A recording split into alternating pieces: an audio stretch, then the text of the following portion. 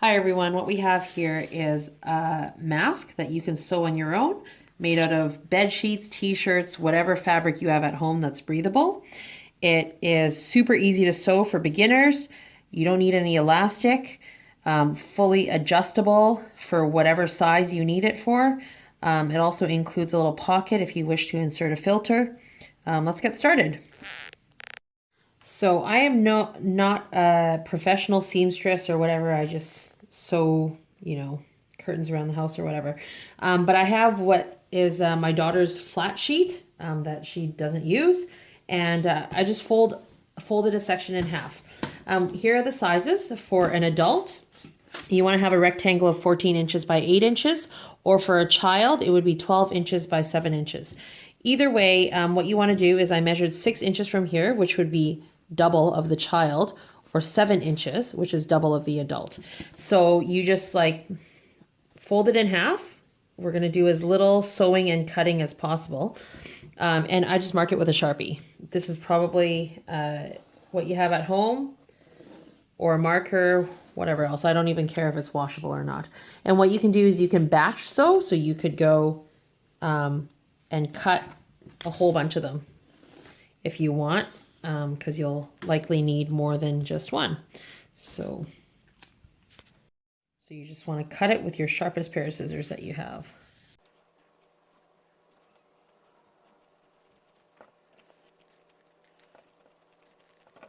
You need 28 inches of bias tape. If you don't have bias tape, it's super easy to make. You just need a piece of cloth. I use like a similar color, different pattern, whatever you want. And what you want to do is you want to cut about a 12-inch strip. So 2-inch wide and 28 inches long. Okay. And what you do is you can iron it, fold it in half, and then you can fold this in half, the other side in half, and then iron it again. Okay. If you don't want to use this, you can also do strips of t-shirt. Cut 1 inch thick, 1 inch wide, and about 2 feet long. So what I have here is a rectangle that's 14 inches by 8 inches. I'm going to fold it in half, and then it's going to be the wrong side is going to be on the outside, and then the good side, the right side, is going to be in the inside, and you just kind of line it up like this. Okay. I also have the 14 inches plus another 14 inches of bias tape. So once you finish making the bias tape, you can just cut it in half.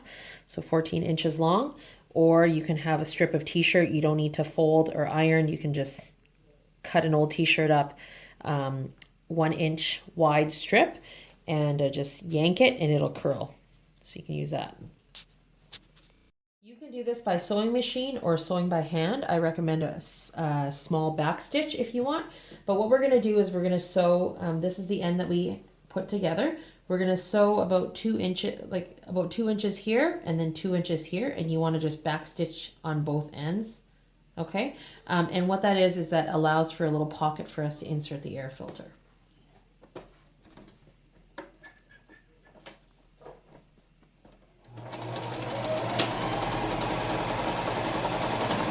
So that's the first part of the stitch. And then I'm going to just pull it down and skip about 2.5 inches. And again, just down. And then the other end. Okay, so after this, we're just going to trim these strings off. And then we're going to invert it, so turn it inside out. You can iron it if you want. I'm trying to make as many as I can.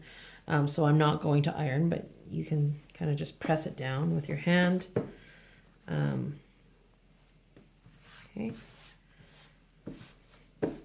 And you can at this point decide whether you want the insert for the filter to be on the top or the bottom.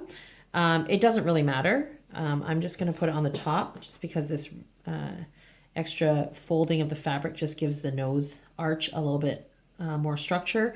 You can also insert like a piece of wiring on the nose if you like. I haven't done it, but there are a lot of other videos that will allow you to do this. So what you have here is a square, almost a square of close to 7 inches, just under that. And what we're going to do is you just kind of have to eyeball this into thirds. So at the bottom third, you want to pinch it and just fold it over fairly close to the bottom. Okay, and we're going to pin that in on both sides.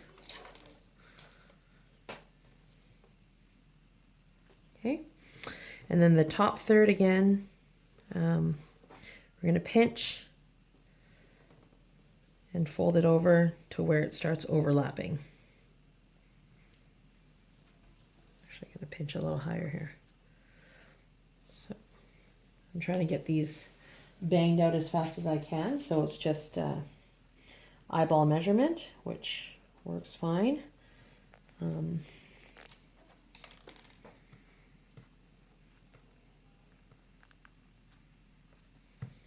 Okay, so what I'm going to do is, this is how it's going to be built, is you're going to have about 4 inches on the bottom of both sides, like that. So we're going to sew it and we're going to sandwich it in. This is as little sewing as you need. Okay, so we're going to start sewing from over here. I'll come all the way down, and then once we're kind of a little bit past halfway, we're going to insert this in to the bias tape or t-shirt or whatever, and just sew down. So an important thing is you do want the pleats to face downwards, so that if there are any droplets or whatever, that it doesn't catch in the mask, and then it just kind of goes down. So this is kind of the front of the mask. That's how it's going to be oriented when it's finished.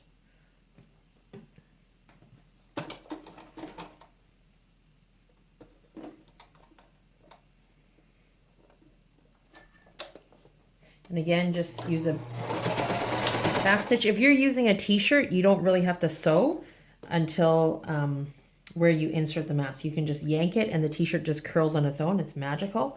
And you just kind of insert it and leave like a 4-inch tail at the end. But with bias tape, you do want to sew it. So we'll just sew.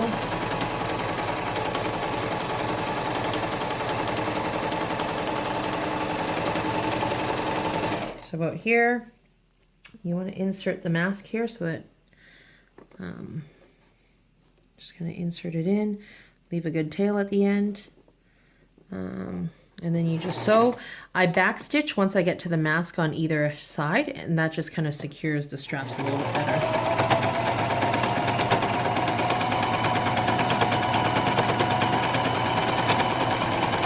And then you get all the way to the end, pull it out, and then we're going to do the same on the other end. And over here, you just want to have the short ends on the same edge of the mask. So I'm just going to sew about 3 inches, and then I'll insert the mask in.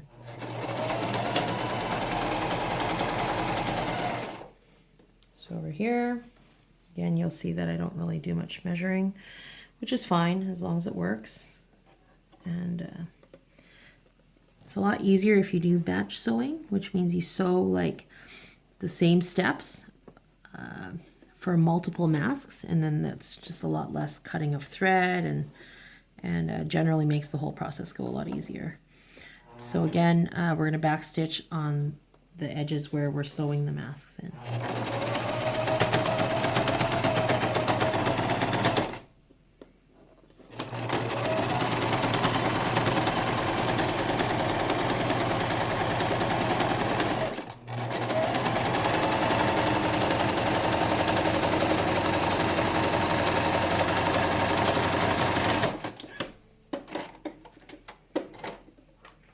We're just going to trim some of these things out.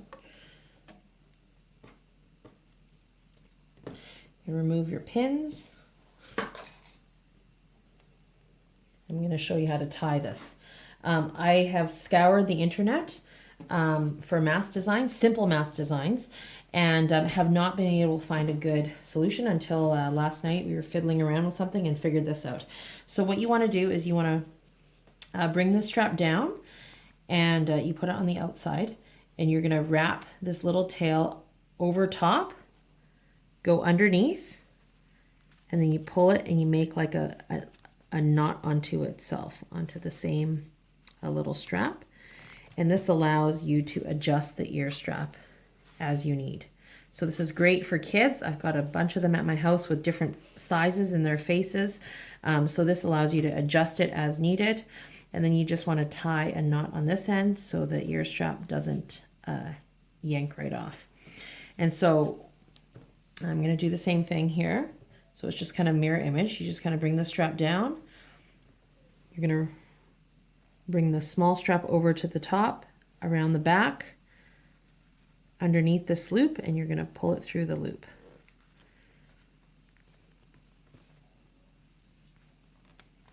There you go. You want to make it fairly close to the mask and tighten it. Good. And then here again, you can see that I can adjust the size of the loop. And you just tie a knot at the end so it doesn't pull right out.